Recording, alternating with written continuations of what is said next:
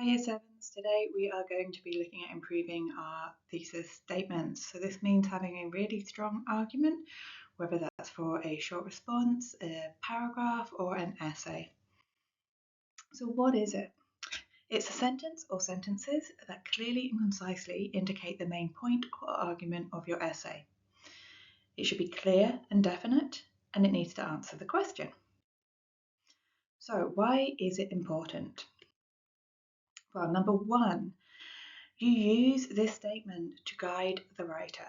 It helps you stay on track and ensure that all parts of your response are aligned with a main argument. It also helps the reader, so it gives the reader a clear understanding of what to expect, making it easier for them to follow your reasoning and engage in your content. And number three, it makes sure that you answer the question. And finally, a strong thesis also helps you to achieve. So if you make sure your argument addresses all parts of the question and therefore hits all part of the rubric. So how do you do this? The first step will be breaking down the question, identifying the what and the how and any important qualifiers.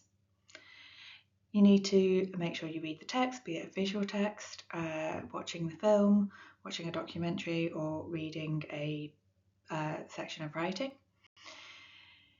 And then you need to decide on the what and the how in the text. You then justify your position and refine it, making sure it is specific, arguable, and clear. So to help us understand those things, let's have a look at a not so good thesis statement. So going back to our question, we had the question, how does the documentary encourage people to change their behaviour? And here's an answer. The documentary uses camera shots, music, and a voiceover to persuade their audience to change. Now, at first glance, this seems great. You are dealing with the key parts of the question. You've got some hows in there, some techniques, and what you're asking them to do. But what makes this less good is it's not really specific. So all documentaries are going to use camera shots, music, and voiceovers. Most likely. These are conventions. You're not telling me how they're used specifically in this documentary, which ones are really important, and how they are used to create meaning. You've also then got this word audience without any qualifiers, so we don't know which audience we're talking to, and we all know that different techniques are going to appeal to different people. And then we're persuading them to change, but how? What do we mean by that? Most documentaries have an element of persuasion and an encouragement to change, but we need to be much more specific about what we mean.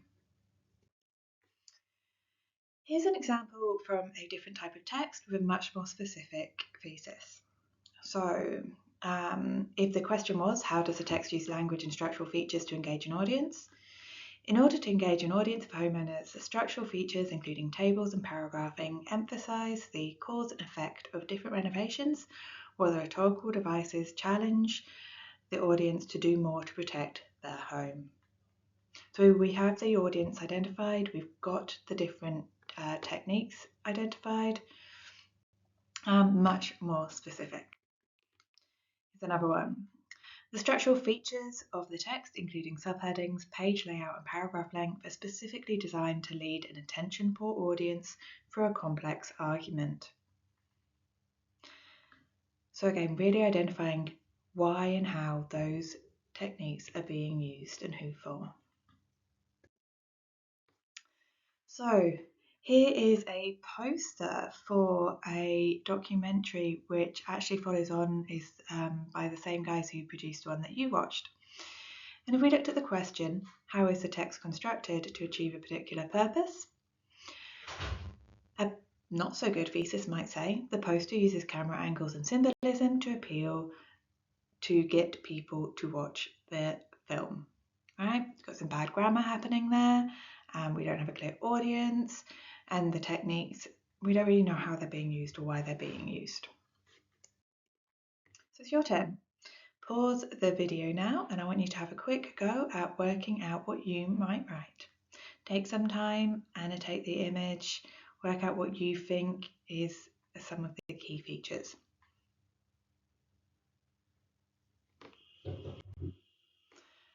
Okay, here's one example. Now, just a reminder, you could talk about lots of different things. That's how English works.